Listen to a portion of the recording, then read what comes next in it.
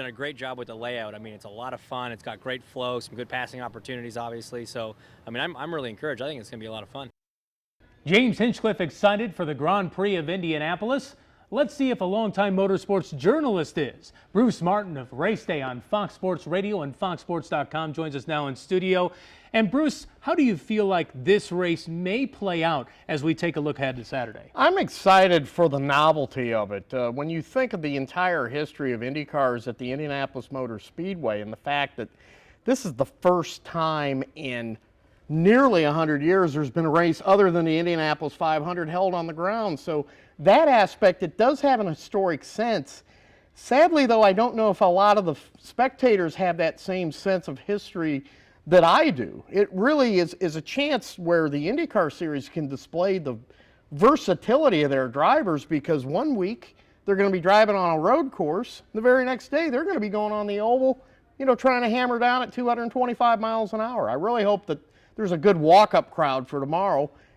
Just because to have an event of this magnitude, I would have thought the curiosity factor would have come in and a lot more spectators would have shown some interest in this event. Well, a lot of the drivers are curious. They've talked all week long, nearly all month long since they stepped onto that track about how good it is. Have you heard the same thing, and do you believe how it's set up is going to lead to good racing? I have heard that it's extremely good. It's extremely smooth. A lot of times these guys run on street courses that are extremely bumpy, that are extremely, tight quarters.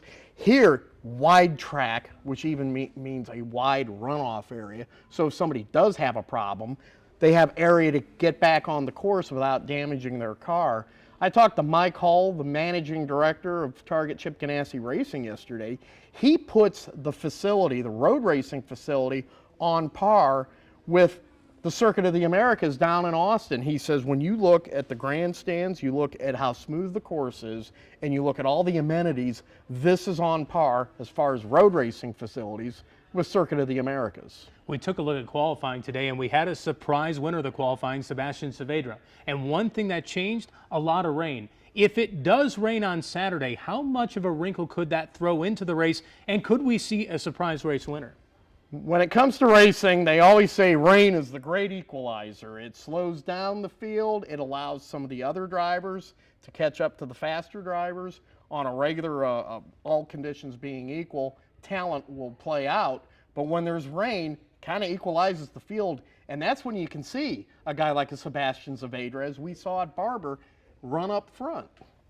Of course, we're all talking about the Grand Prix right now, but one of the big storylines of this month is Kurt Busch. He'll try to do the double. Our Ken Sothman has more on his progress toward making that happen.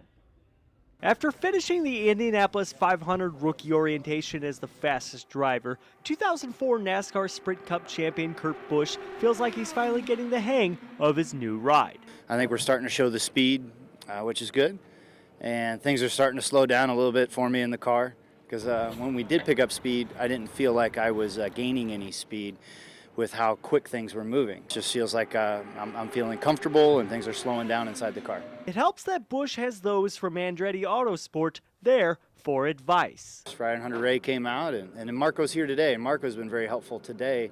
I felt like once I got closer to their race setup, he's starting to engage more. He's starting to look over our notes and double check things. So it's neat to have the drivers as engaged as they are. Busch noted that he would like to take in the full experience that is the Indianapolis Motor Speedway, and that means letting all the emotions and all the thoughts over the previous weekend's NASCAR races go in his mind. Like boom, just shut off yesterday and then jump into that focal focus of what an Indy car feels like, what it drives like, and what I learned from last week. Busch's next race will be this Saturday in the Sprint Cup Series at the Kansas 400. Ken Sothman, Fox 59 Sports.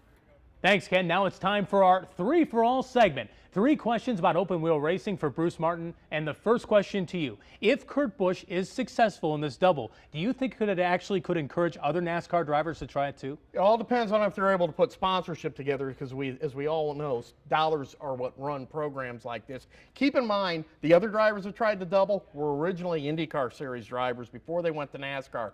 Kurt Busch is one of the first true NASCAR drivers to attempt to run the Indy 500 since Neil Bonnet unsuccessfully attempted it back in 1980. And that's a long, long stretch. It'll be interesting to see how that plays out. The second question, Bruce, concerns the fans. We touched on it a little bit earlier. How much do you think they will embrace this race, or is it going to take a year to finally draw the interest they need? Well, so far they haven't really embraced it. I know that a lot of the people at the Indianapolis Motor Speedway are privately disappointed that the first couple of days there weren't a lot of fans that came out there. Maybe if it's a good day weather-wise on Saturday, that'll bring out a good walk-up crowd, but I really don't expect to see as big a crowd as they originally had hoped. Hopefully there'll be no rain and it'll make things a little interesting for the race. And finally, Bruce, put you on the spot. Sebastian Saavedra won the pole. A couple of variables in this one. Who do you think is going to take home the first ever Grand Prix of Indianapolis title? I'm going to hedge my bet. I really think that Scott Dixon has been very fast in practice, but Will Power didn't become IndyCar's king of the road by accident. I kind of think that he could end up being the winner of that. That's Bruce Martin.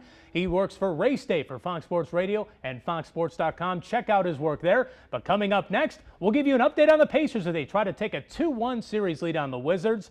And we'll also check in with the Indy 11, finally returning home to Carroll Stadium. That's next on Fox 59 Sports Overtime.